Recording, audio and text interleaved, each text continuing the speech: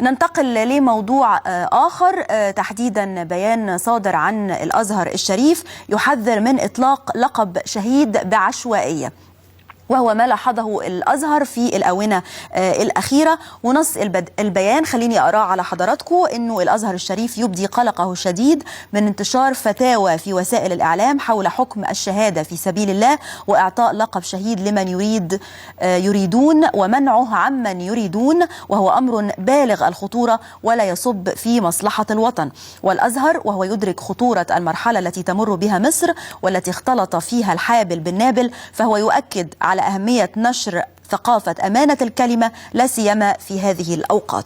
معنا دكتور محمد شحات الجندي عضو مجلس البحوث الإسلامية. مساء الخير دكتور محمد. أهلا وسهلا. نعم، يعني واضح من بيان الأزهر أنه يريد أن يكون هناك انتقائية أو على الأقل حرص في استخدام كلمة شهيد.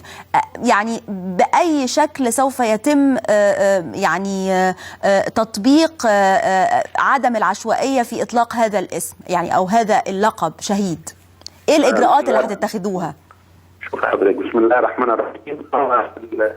طبعا كما لاحظ الازهر في الاونه الاخيره ان مساله يعني اطلاق لفظ الشهيد ده، وهو يعني المفروض انه مصطلح او لفظ له دلالته من الناحيه الشرعيه، بيطلق على كل من يعني من خرج ويمكن ان يكون قد ساهم في تخريب المنشآت واعتدى على ممتلكات عامه مملوكه للمجتمع والدوله، وممكن في بعض الاحيان يساهم حتى في إراقة الدماء ويعني ويعادي الأمة كلها ويطلق عليه شهيد. فطبعا إزاء هذا الكلام ينبغي وضع ضوابط فعلا، وينبغي أيضا يعني أن ننفي مثل هذا الكلام الغير صحيح عن ناس المفروض أنهم يسمون بأنهم خربوا ودمروا، وليس بأن نصفهم بأنهم شهداء يعني.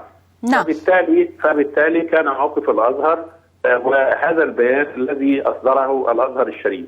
ولكن يعني هي من المهم للغاية أنه فعلا في وسط هذا الخلط وفي وسط هذه الفوضى التي نراها الآن من المهم تصحيح المفاهيم، فإيمانا من الأزهر بدوره في أنه يصحح المفاهيم، وأنه بالفعل يجعل كل ما يطلق عليه أو ما يعتقده بعض الناس أن بعض الناس بيغرر بهم من وراء مثل هذا الكلام، وبيخرجوا ممكن يكونوا ضحية لمثل هذه الأعمال اللي هي أساسا ضد المجتمع وضد الدولة.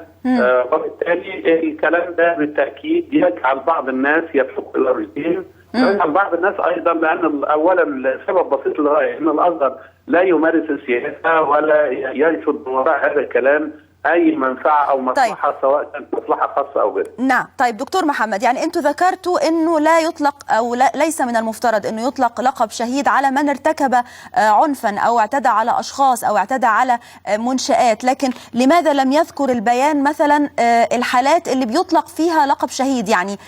يعني متى يطلق على أي شخص توفي لقب شهيد من وجهة النظر الشرعية أو الإسلامية؟ شوف حضرتك، لفظ الشهيد ده او مصطلح الشهيد بيطلق على من قاتل العدو الذي اعتدى على بلاد الاسلام والمسلمين. ده المفروض الشخص ده اللي خرج يدافع بنفسه وباهله وبماله عن هذا العدو الذي اراد ان يغزو بلاد الاسلام، واراد ايضا ان هو يعتدي على المسلمين. فمثل هذا الشخص إذا قتل فهو شهيد.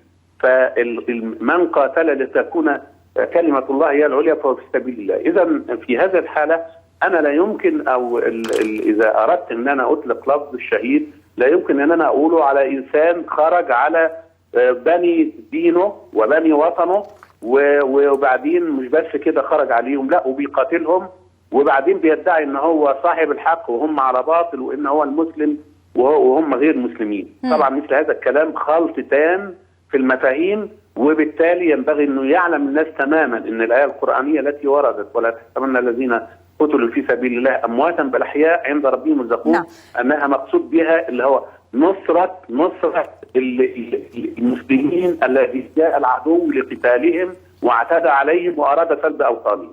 هذا هو المقصود بمصطلح الشهيد أو بلفظ الشهيد. طيب أشكرك دكتور محمد شحات الجندي عضو مجلس البحوث الإسلامية، وأعتقد الموضوع